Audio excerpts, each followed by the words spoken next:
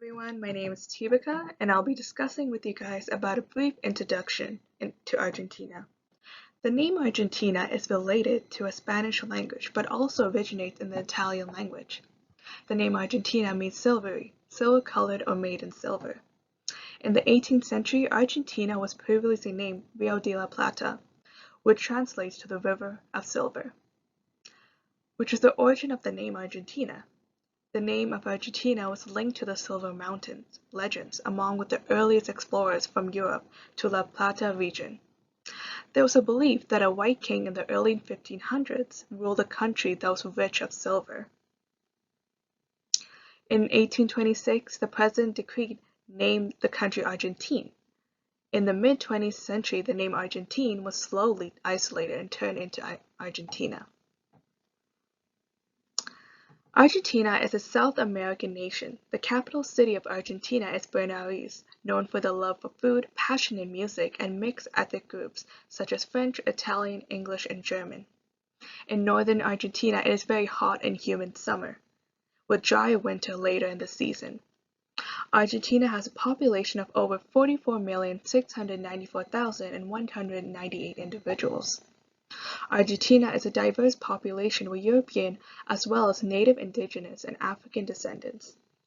Worldwide, Argentina is known for tango, which originates in Buenos Aires around the 19th century that blends with European, Caribbean, and African influences. Argentina has a rich literacy and is one of the many Latin American that has many historic publishing industries. The next section of the topic will be about location geographic divisions. This will be presented by Jasmine. Thank you, Tabika. My name is Jasmine, and I will be reviewing location and geographic divisions. Argentina is located in South America, stretching at an estimated 2.5 million square kilometers. It is the eighth largest country in the world and the second largest country in South America. Lands found in Argentina consist of large and tall mountains, rivers, marshes, tundras, rainforests, majestic waterfalls, highlands and lowlands of tall grass fields, natural glaciers, all surrounded by a vast area of ocean shorelines. Surrounding South American countries are Chile to the west, Bolivia and Paraguay to the north, and Brazil and Uruguay to the northeast. Major landmarks to consider are the Andes, the mountains, the Pampas, the Patagonia, and the north. Geographically, Argentina has been divided into 5 geographic regions. The first is the Andes Mountains. The Andes region is along the western edge of Bolivia and stretched through to the southern part of Chile. It is roughly about 6,960 meters high and stretches about 7,000 kilometers, being the longest mountain. The second is the Pampas. Argentina is known for its grasslands called pampas, and is the main resource for their agriculture, filled with fertile richness, livestock, vegetation, and natural resources. Located in the western part of Argentina towards the city of Santa Rosa, this is the home of cattle, ranches, sheep, and guachos. The third is the rainforest. Iguazu Falls is found in Argentina's rainforest regions and is set as the largest waterfall in the world. Within these falls are 275 individual waterfalls that are connected between the Paraná and Uruguay rivers. More will be discussed under tourist attractions. The fourth is the Patagonia. The Patagonia extends between Chile and Argentina and has majestic views of mountains, long fields, and large glaciers. Those glaciers are amongst the 3 famous national parks found in Argentina that are known for their ice blue colored water, reserves, and fresh water. More will be discussed under tourist attractions. And lastly, the north, which is a subdivision of 2 sections called the Northwest and the Patagonia Andes. In the northwest, part areas called Gran Chaco consist of dry lowlands which climates range from extremely hot and dry, covering most parts of north-central Argentina. The next section will be an introduction to Argentina's capital and most important cities, presented by Ana Carolina. Okay, thank you, Jasmine. My name is Anna, and I'm going to be presenting to you the capital and most important cities of Argentina. So, we're starting with Buenos Aires, that's the capital of the country, and it's also largest city with a urban population of 15.1 million people living in urban area. And it is also the second largest city in South America, losing first place only for São Paulo in Brazil. Buenos Aires, besides what the name suggests, is not located in the province with the same name. It's an independent district located on the shore of Rio de la Plata. Buenos Aires was the first Spanish colony in Argentina with the arrival of the colonizer Pedro de Mendoza, who first named the city Nuestra Señora Santa Maria del Buen Aire. The local people for Buenos Aires are called porteños, that can be translated for people of the port, due to the many inhabitants that arrived in the city in the colonial time by boat. The city has a huge European colonization, so 80% of the population declare themselves as Caucasians, because most of them are descendants from Italians and Spanish. The capital is also the largest Jewish community in Latin America because in the 16th centuries many Jews were expelled from Spain and they went to Buenos Aires. The tourism has been increasing every year, creating a tourism boom with 2 million people arriving by air every year in the city. So one magazine elected the city as the second most desirable city to visit. And Buenos Aires has many cultural attractions and bohemian nightlife that make tourism very favorable. And now the next one is Cordoba. So Cordoba is the capital of the province with the same name, and it's Argentina's second largest city with a population of 1.57 million people living in urban area. The city was founded in 1940 by the German World War II survivor Graf Spee, and the architecture of the city reminds a small tour in Germany. So it is located the second oldest university in South America, which makes it a very cultural center with a youth population of students. Cordoba is the second most visited city in Argentina, but different from Buenos Aires, it does not get as many international visitors. The tourism there is more cultural. The city invests a lot in arts, cultural centers, and museums. And its last exhibition is the Centro Cultural de Córdoba, that's an eye-catching glass and concrete construction. The city is located in a mountain area with lots of attractions for horse riders and many polo players too.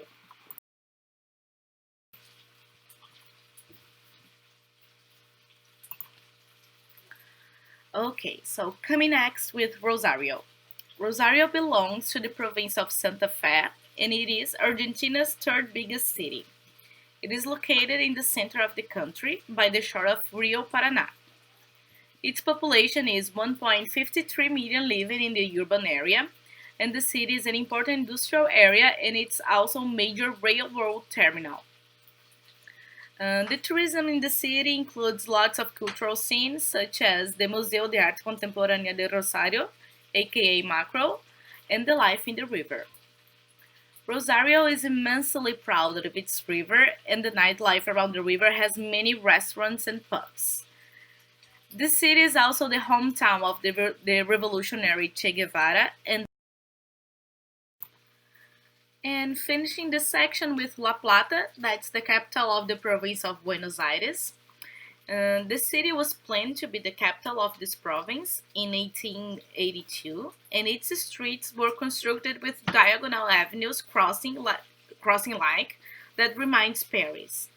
Its population is 87,000 of people in the urban area.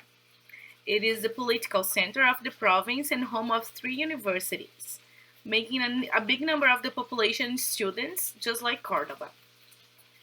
La Plata is the main destination for tourism that people from Argentina look for.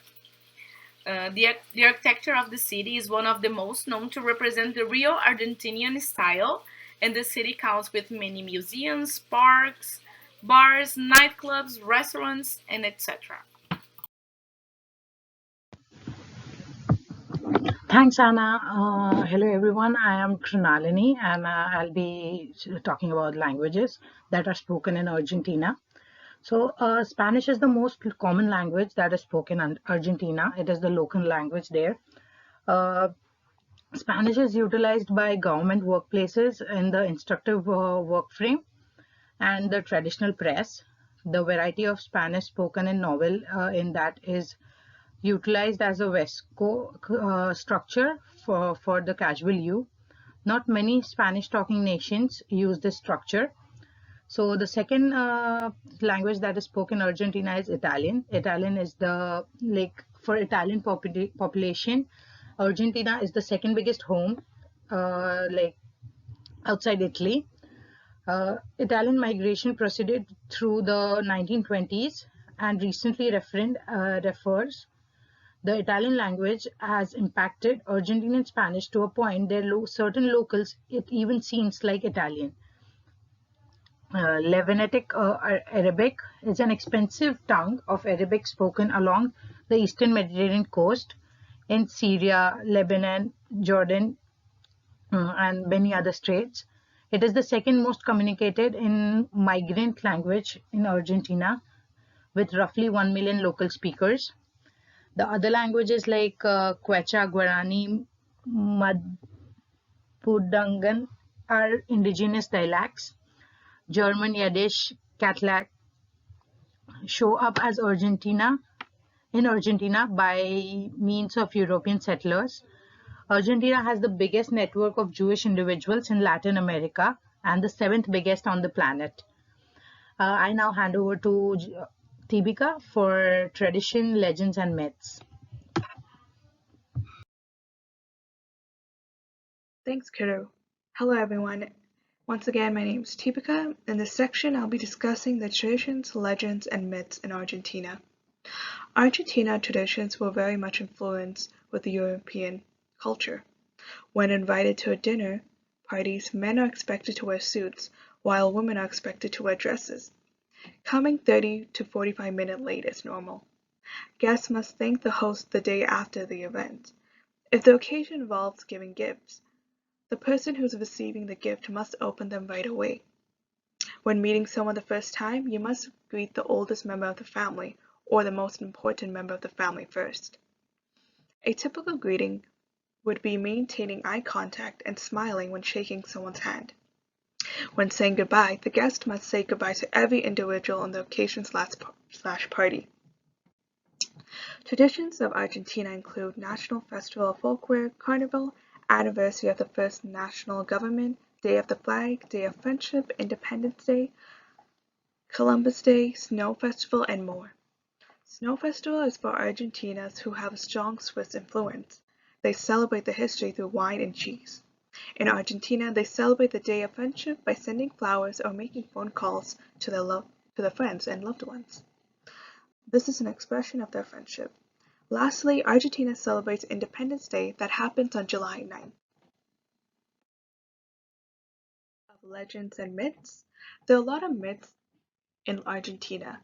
Their myths was very much influenced by nature.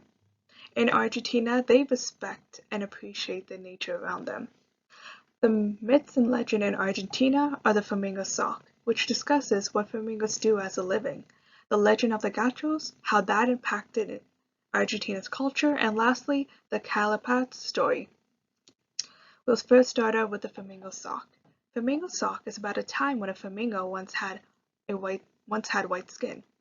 As years went by, the snakes were jealous by the beauty of the flamingo. So one day the snakes sneaked up to the flamingos and bit the flamingo all over their body, which eventually turned the flamingo pink.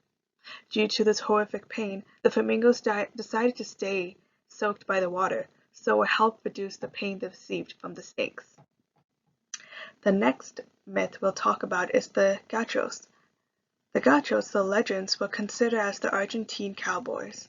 The gauchos were descendants of Spaniards who later invaded Argentina. They were famously known in Argentina for their herding skills and they were very beautiful. Their pride and majestic way of fighting made them famous, which they became a romantic symbol for Argentina. Since then, the gauchos men's spirit went across the country as they have inspired diners and hotels to use them as a theme. Lastly, the Calipat story. The Calipat story that has happened 100 years ago.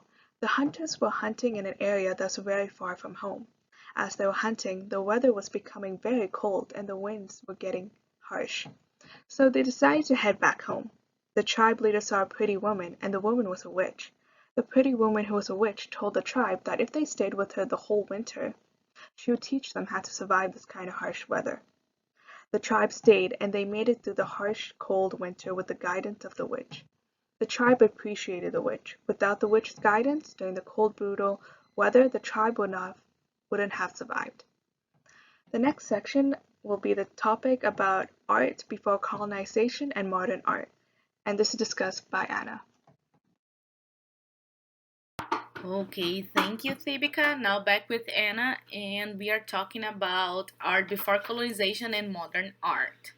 So the pre-Columbian art was the art produced in the period before the arrival of the Europeans or the period before the arrival of Christopher Columbus in America.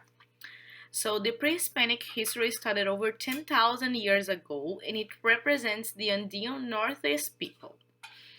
So this art represents its people's routine. It was more like farming, animal domestication, and hunting. This period extends until the Indigenous Rebellion when the Spanish invaded the country. And unfortunately, most of the material produced in this period was lost.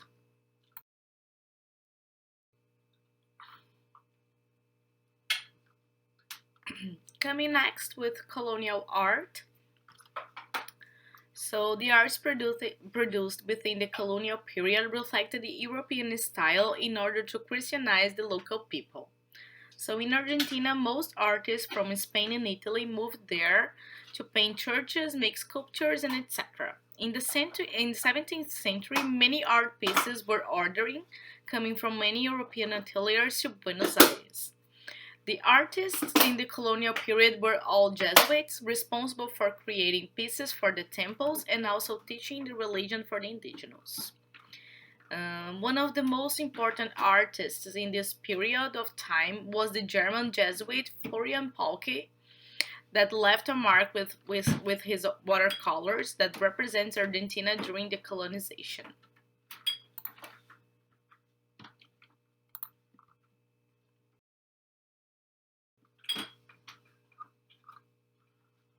Now talking about the modern art, it is a kind of art that represents Argentina on its own. So in this period that followed the World War II, a group of artists from Buenos Aires started an approach of including art in people's everyday life, making it simpler and useful reflecting their society.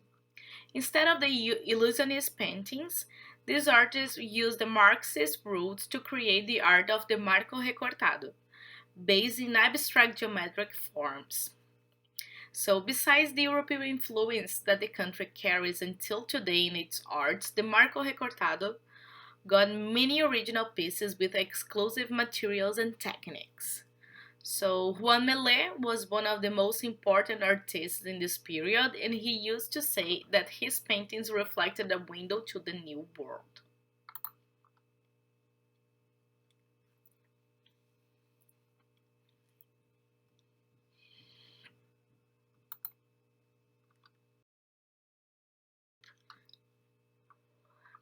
And with the most recent kind of art coming from Argentina, we have the street art. So recently, Argentina is a big mark for art in Latin America, especially for street art, due to the lack of laws to regularize the activity in the country. So all street artists need is the consent from the owners of the properties. In addition to that, Buenos Aires has numerous abandoned buildings, which made the city be considered the capital of graffiti. One of the most famous street artists at the time is Martin Ron, who painted one of the most famous murals in Buenos Aires that you can see in the background. That's the sea turtle coming out of a pipe. He did this painting in 2012. Argentina has many museums of modern art, and it is usually a great destination for all kinds of tourism. So some authors risk to say that Buenos Aires can be the new Paris from the Latin American art scene. Thank you, Anna Carolina. In this section, I will be reviewing some of the most prominent people in and from Argentina, discussed by Jasmine. An overview on painters. One of the famous painters in most postmodern time in Argentina is Ex Solar. Full name Oscar Agustin Alejandro Schulz Solar. He is famously known for his work, such as Bruja Runini, Dos Años, Jefa, Na Tifana, and Talo, to name a few. Another famous painter, however, from modern times is Antonio Berni below. He is known for his socially committed art pieces. One of his famous pieces is called Juanito Laguna Going to the Factory in 1977. An overview on Nobel Prize winners. The first is Bernardo Alberto Jose. He was a Nobel Prize winner in medicine. At a young age, he is known for his work in advancing diabetes treatment. The second is Cesar Milstein, another Nobel Prize winner in medicine. He was famously known for his discovery about monoclonal antibodies. Specifically, his research opened doors to knowledge about the process by which blood produces antibodies. The third is Luis Federico Luar, who won the Nobel Prize in Chemistry. He was known for his research on sugar nucleoides and the fundamental roles they play with carbohydrate metabolism. The fourth is Carlos Saavedra Lamas. He won the Nobel Peace Prize. He was an Argentinian politician, diplomat, and jurist that received the award for his performance in the Saavedra Lamas anti-war pact, which was signed by 21 nations, becoming an international legal instrument. He was mainly known for his achievement of peace during the Chaco War, playing the lead role as a mediator between the two countries of Paraguay and Bolivia. And lastly, the last Nobel Prize winner is Adolfo Perez Esquivel, who won the Nobel Peace Prize for being a human rights defender in Latin America. He was also a sculptor and an architect. Additional prominent people to mention are Bernardino de la Trinidad González Rivadavia e Rivadavia. He was announced the first president of Argentina between 1826 to 1827. He was only governed and recognized to rule over Buenos Aires, and his ambition was to help advocate free from the Spanish ruling. The second is José de San Martín. He was a military leader and politician. He is also known as the El Librador in Argentina, Peru, and Chile because of his leadership and strategic methods that lead victory to many wars. José de San Martín was also known for meeting with another leader named Simon Bolivar, who was also known as the Liberator, in Ecuador to finalize their plan for independence from the Spanish ruling. The third is Pope Francis, who was born in Buenos Aires, Argentina.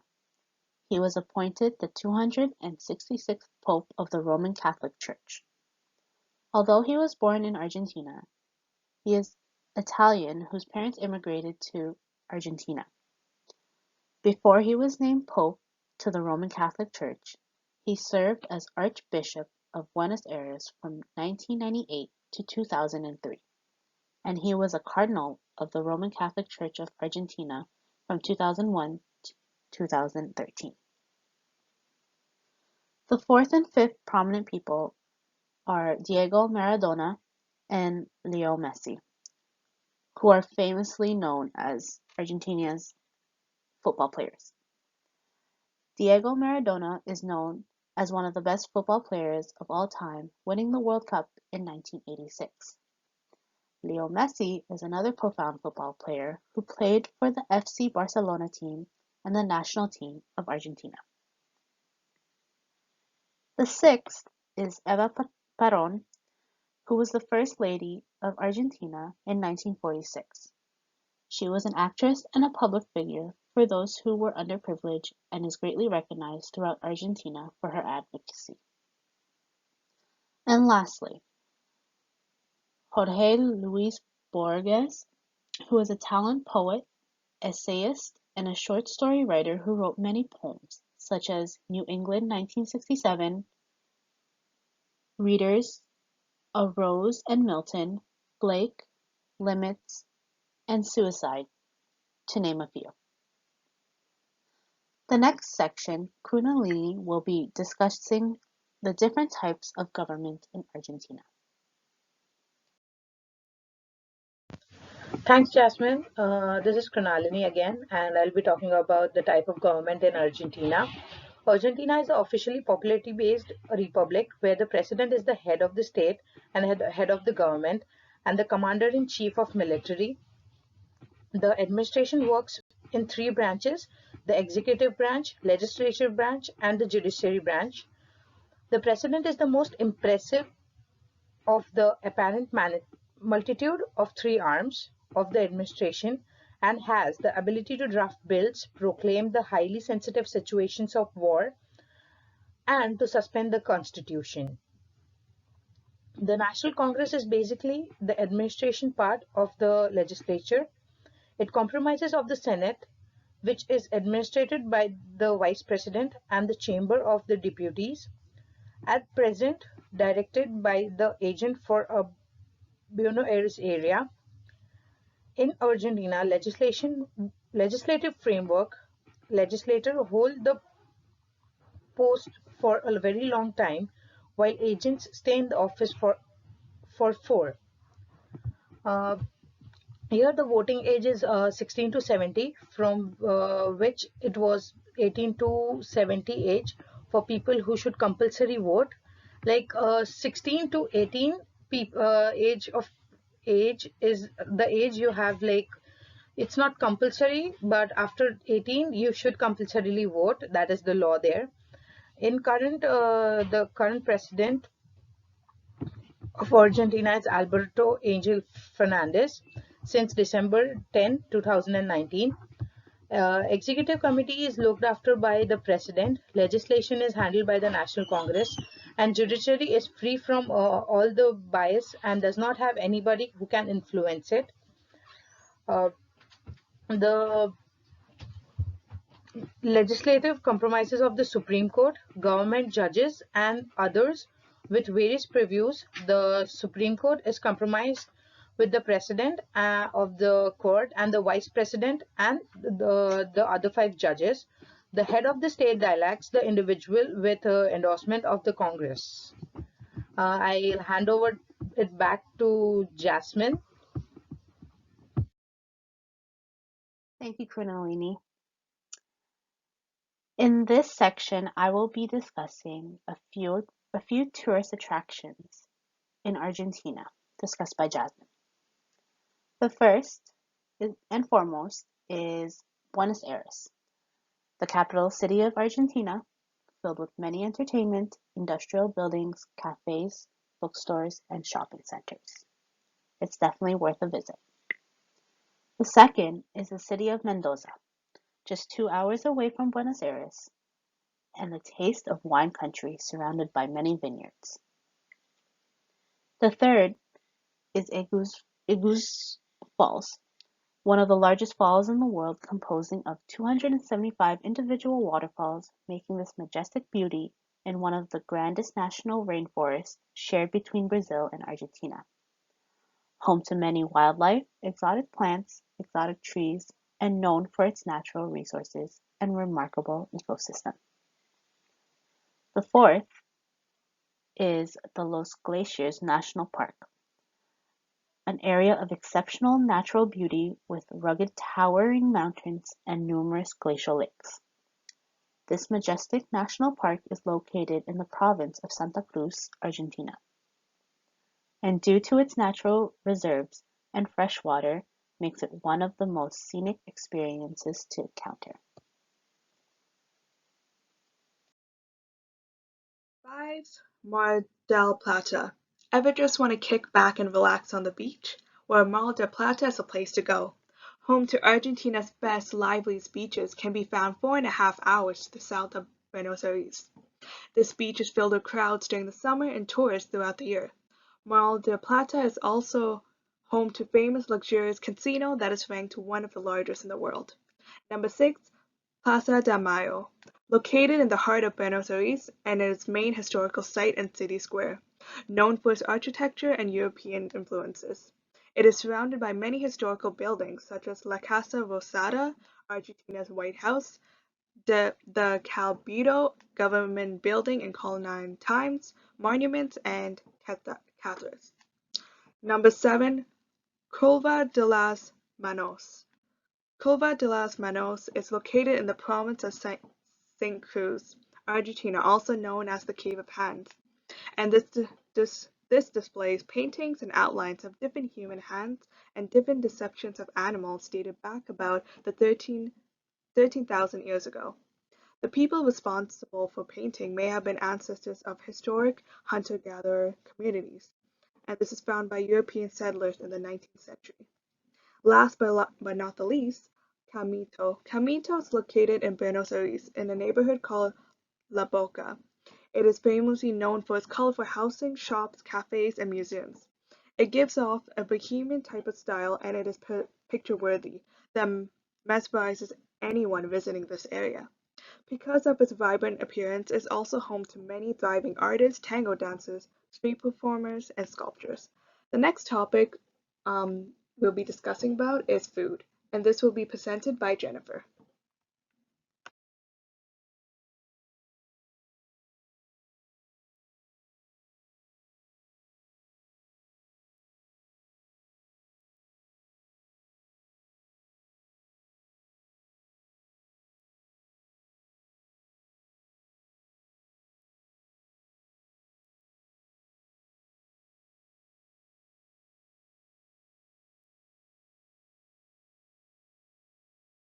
Thank you, Jennifer. In this section, I'll be discussing with you guys music and dance around the folklore and modern times.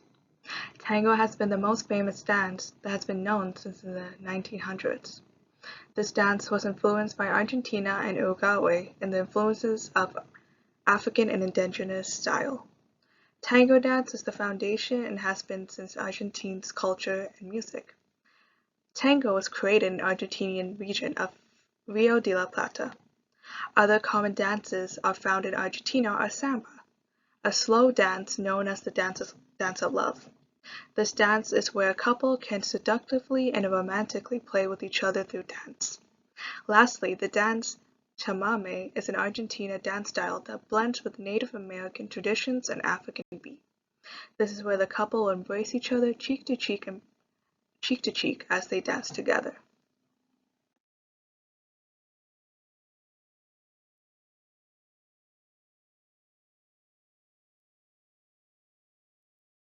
Traditional folklore music, they use guitar, violin, and drums, and indigenous instruments, wooden flute called as the quina, and small banjo, also called as the charango. Folklore music was not recorded until the 20th century. It was invented through the showcasing of the native art, and this was how Argentina folklore was known across the country. They would perform Argentina music, such as guitar, violin, and drums through their dances. Now, in the modern days, around the 20th century, many bands, singers, and composers built new Argentina music through the influence of folklore music. Argentina has great rock music through the famous singers Vida Paris, also known in the slides, and Los Fabulosos Cadiz, famous classical songs such as El Dia, Cura Mera Caras by Carol Gardel, and Mariposa Tenicala by Fido Paris, and Gracias a la Vida by Mercedes Sosa. She's also known in the slide as well. The next section will be the topic about Argentina's currency, and this will be presented by Jennifer.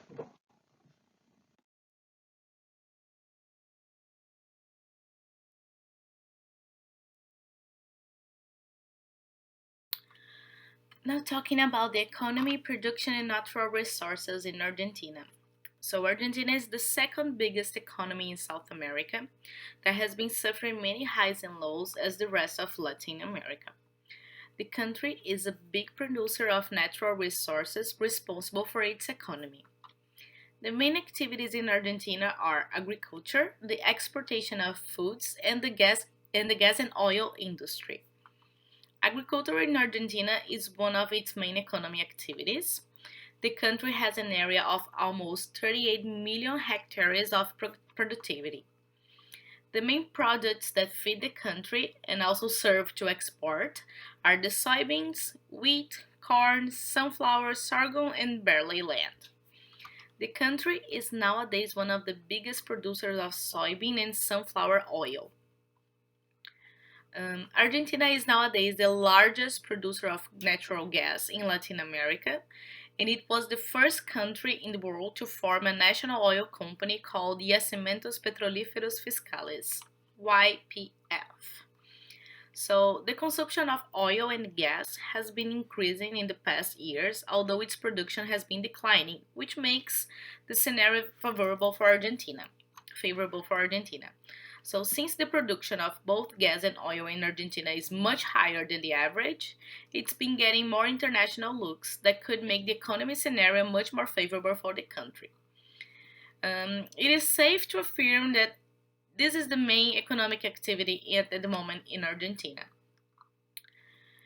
So instead of the many natural resources that the country has, Argentina has been facing a hard time in its economy, not being able to recover from the crisis in 2014 and 15. So since that time, the country's economy has been declining, living with many international debts. So the country is counting especially with the oil and gas industry. That it is his main economic activity to recover from this scenario. Thanks, Anna. Guys, this is Kronalini again, and I'll be talking about the current event and or current news that are currently going on in Argentina. So, recently, the president was in isolation after an official was tested positive for COVID-19. Domestic flights restart in Argentina after 7 months of stoppage due to the COVID-19 situation with proper tests and after the 14 days quarantine rule. And one of the former footballers, Diego Maradona, has been admitted to the medical clinic in Argentina with undisclosed medical issue. The fact is, like, it's not coronavirus, but it's something else that has not been out yet. But it is said that it could be a blood clot in like in his mind or something in his brain. So it has been affirmed, but it's not yet sure. And this is what I have for the current news and affairs. And now we'll head over to the activity on the next page, so you guys can have a look. Thank you.